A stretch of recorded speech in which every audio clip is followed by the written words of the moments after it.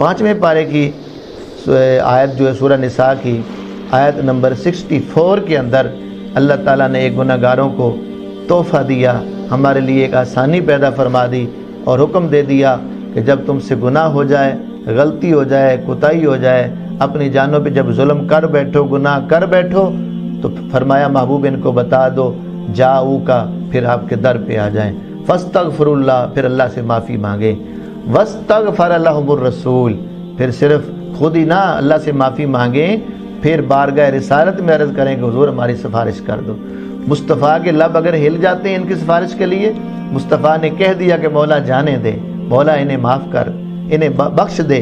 तो अल्लाह क्या फरमाता है, लवजदुल्लाह तव्वाबर रहीमा, तो पा लेंगे अल्लाह को इस शान के साथ कि वो तौबा कबूल करने वाला और रहम फरमाने वाला होगा। इन जब मुस्तफ़ा ने सिफारिश कर दी और प्यारे नबी ने सिफारिश कर दी तो उनको सिफारिशी बनाने वाले तुम्हें मुबारक हो, तू सिर्फ बख्शा ही नहीं गया, तेरे गुनाह भी बख्शे गए, इजाफी तौर पर अल्लाह फरमाता है रहम भी तुम पे फरमा दूंगा। सुबहान अल्लाह, कितनी हमारे लिए आसानियाँ और क्या क्या हमारे लिए तोहफे कुरान पाक से मिल रहे हैं। देखिए कि जिस तरह ये अब हुजूर को वसीला हमारे लिए बनाया कि जब गुनाह कर लो तो अल्लाह की बारगाह में मुस्तफ़ा को वसीला बना के पेश करो और हुजूर से अर्ज़ करके हुजूर से सिफारिश करवाओ। ये छोटा सा एहसान नहीं है, बहुत बड़ा एहसान है।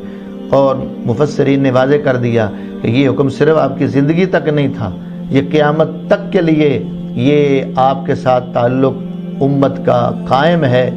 जब भी कोई गुनाह कर ले, जिस तरह हुजूर के विसाल के बाद 3 दिन के बाद एक अराबी आया था, हदीस की कुतुब के अंदर मौजूद है, तफसीर जलालैन के हाशिए के अंदर भी एक रवायत मौजूद, मैंने पढ़ी थी और कुतुब के अंदर मौजूद है कि अराबी आया 3 दिन के बाद हुजूर के विसाल के बाद और वो अर्ज़ करता रहा कि हुजूर मेरी सिफारिश फरमाएं। आखिर हुजूर की कब्र अनवर से आवाज़ आई कि जाओ तुम्हारे गुनाह बख्श दिए गए हैं। तो कितनी रहमत है कि ज़्यादा गुनाह हो जाएं तो अल्लाह फरमाता है मुस्तफ़ा को सिफारिशी बना लो,